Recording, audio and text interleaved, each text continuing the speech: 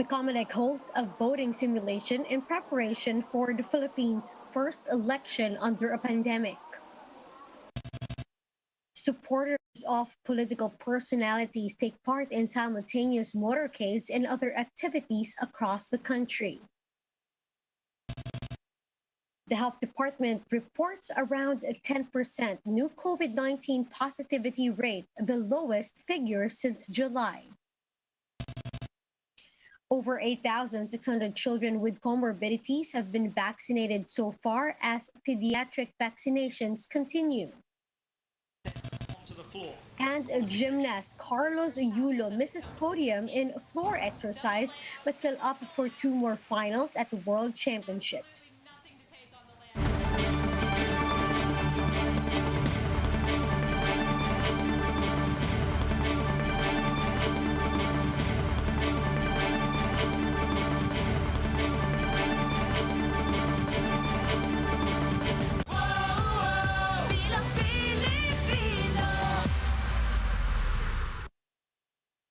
7 months before the 2022 elections, COMELEC conducts a voting simulation activity to assess what needs to be carried out on the voting day. JC Cosico with the story. This is the usual sight during elections. Hundreds of voters flock into polling precincts with election inspectors and poll watchers on standby. But how will people cast their votes in the middle of a pandemic? This is why COMELEC held a voting simulation in San Juan Elementary School on Saturday. Under the so-called new normal, voters are required to wear face masks and face shields at all times.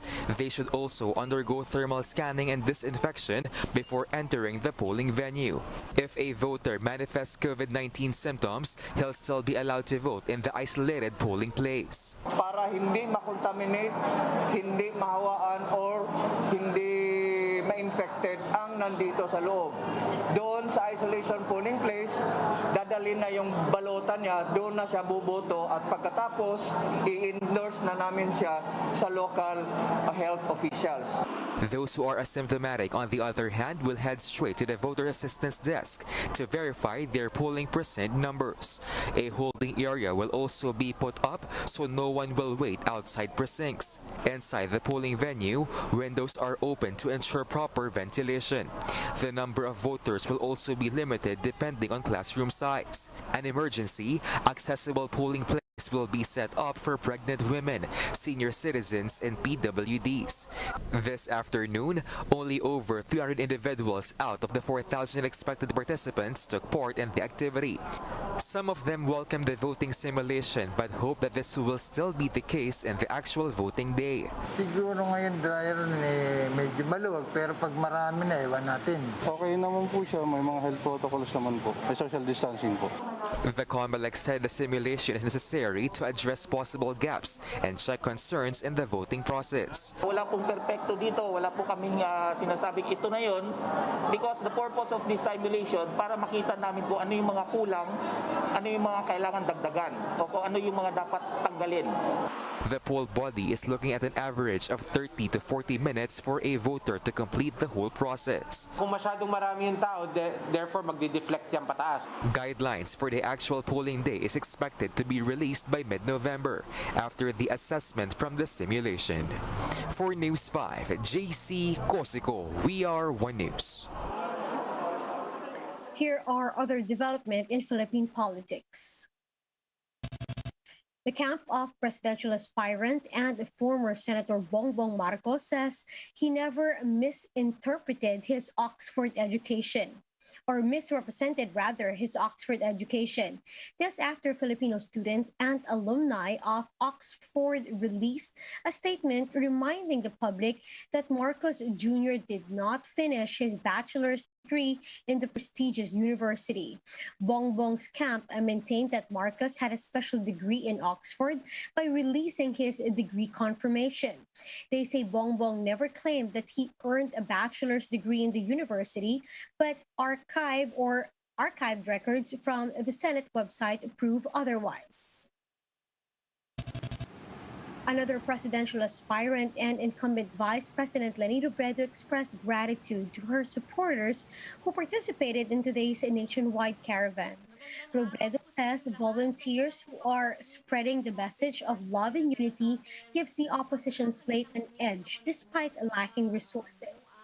Earlier today, volunteers of the Robredo Pangilinan tandem joined motorcades and different activities across 45 cities and provinces to show their support for the candidates. Around 2,000 supporters of Davao Mayor Sara Duterte also held the motorcade this morning in Pasay City. They held the caravan to appeal to the presidential daughter to reconsider her plans for 2022 and run for president. Sara's supporters believe that she is the one most qualified to continue the legacy of her father, President Duterte. Now, in other news, the health department reports over 5,800 new COVID-19 cases today. This brings the country's total caseload to around 2,750,000. 2.3% of these cases remain active. That's 63,000 of the total infections. The country's COVID-19 death toll has climbed to over 41,580. That's as 65 new deaths were reported over the past 24 hours.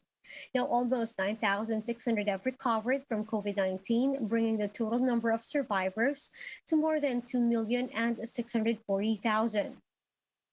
10.3% of the around 59,000 people tested recently for COVID-19 turned out positive.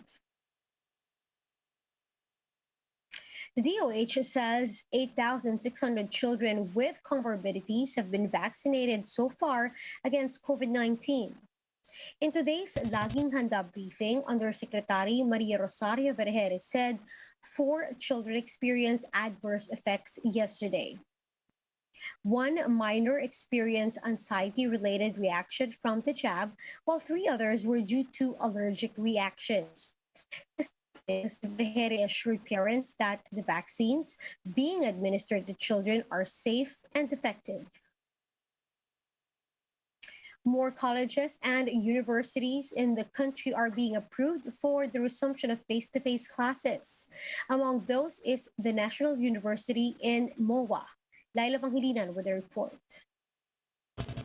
The National University in MOA has been added to the list of universities that are now allowed to operate limited face-to-face classes. This came after the Commission on Higher Education conducted an inspection on Friday. We have to see to it that there really is good ventilation in the classroom. They should also follow this social distancing. And the facilities are supposed to be arranged in such a way now that the students are safe from the virus. The university has an isolation room complete with oxygen tank and its own toilet. School management admits that it took a lot of preparation to ensure the safety of students and personnel.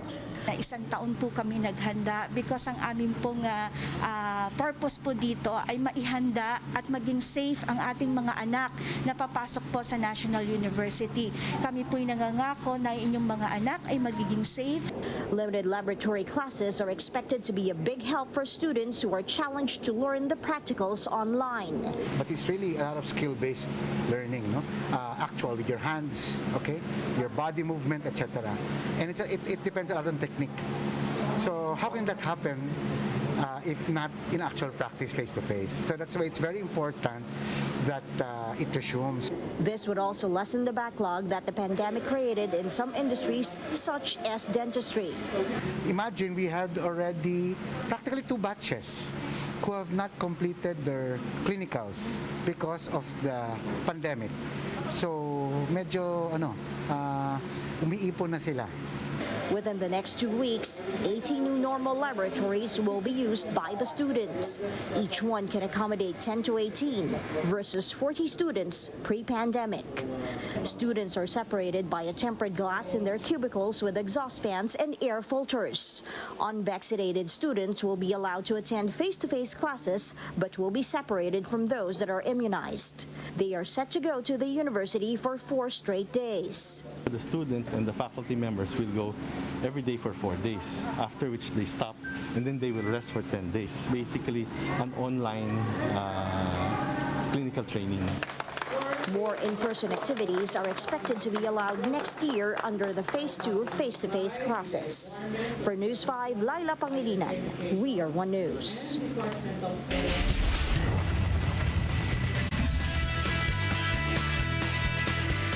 Filipino gymnast Carlos Yulo missed the podium in floor exercise finals at the 50th FIG Artistic Gymnastic World Championships. Yulo settled for fifth place in the finals after a .030 penalty dropped his score from falling out of the bounds midway through his routine. Without the deduction, Yulo could have gotten the gold and retained his title. The erstwhile defending champion had the highest score in difficulty for his routine. Yulo, though, still has a chance to win medals in the vault and parallel bars finals set tomorrow. Now, for more updates, visit News 5, The Philippine Star, and Business World Online. Visit our website, onenews.ph, for more in-depth analysis. You can also catch One News on Signal Play app. Register for a free account now, www.signalplay.com, and stream One News live anytime, anywhere. I'm Riza Diaz. Mask on, wash hands, and stay safe, Philippines. We are One News.